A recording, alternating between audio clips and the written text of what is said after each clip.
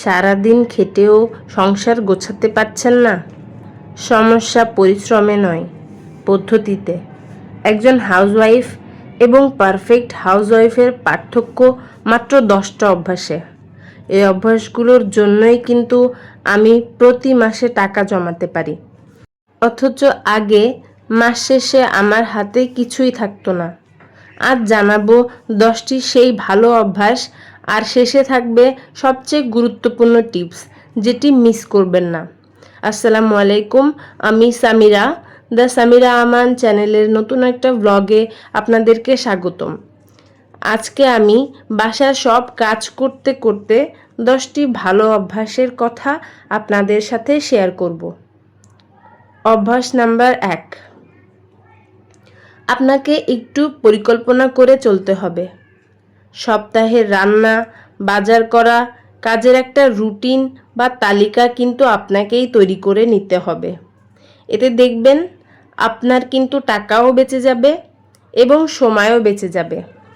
আসলে আমরা যদি শুরুতেই একটা প্ল্যান করে নেই, সপ্তাহে শনিবারে বা শুক্রবারে কি রান্না করব, তাহলে সেই অনুযায়ী বাজারগুলো করি, দেখবেন আপনার এক্সেস বাজারও হবে না, আবার টাকাও বেশি খরচ হবে না, বারবার বাজারে যাওয়াও লাগবে না। অভ্যাস নাম্বার 2, সময় মতো কাজ গোছানো। দিনভর ছোট ছোট কাজগুলো করে নেওয়া উচিত। এখন ভালো লাগছে না, পরে করব, এই ভেবে রেখে দিলে কাজটা পেন্ডিং থেকে যাবে।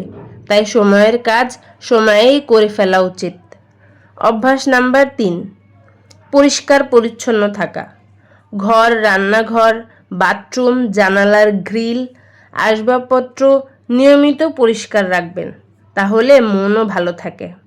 অভ্যাস নাম্বার 4, বাজেট করে খরচ করবেন। আপনার আয়ের হিসাব রাখা, অপ্রয়োজনীয় খরচ ঝেড়ে ফেলা একটা খুব সুন্দর অভ্যাস।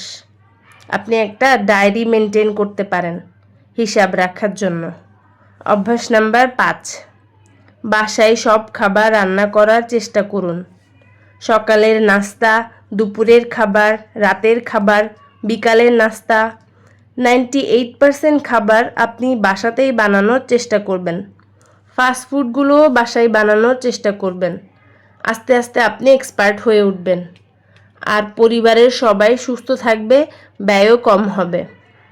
আমার ভিডিওটা যদি আপনাদের ভালো লেগে থাকে, প্লিজ সাবস্ক্রাইব করে রাখবেন। একটা লং ভিডিও বানাতে অনেক কষ্ট করা লাগে। আপনাদের একটা সাবস্ক্রিপশন, লাইক, কমেন্ট আমার অনেক উৎসাহ দেয়।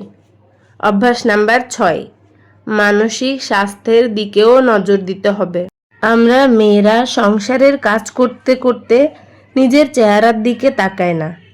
আগে একটা কথা ছিল, আগে দর্শনধারী পরে গুণবিচারী। নিজেকে পরিপাটি রাখতে হবে।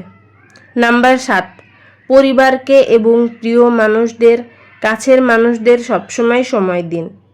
পরিবারের সবাই ছুটির দিনে মিলে একসাথে সকালের নাস্তা করুন, ঘুরতে বের হন, আত্মীয়স্বজনের সাথে যোগাযোগ রাখুন, ফোনে খোঁজ খবর নিন, বাসায় বেড়াতে যান, দেখবেন সম্পর্ক ভালো থাকবে।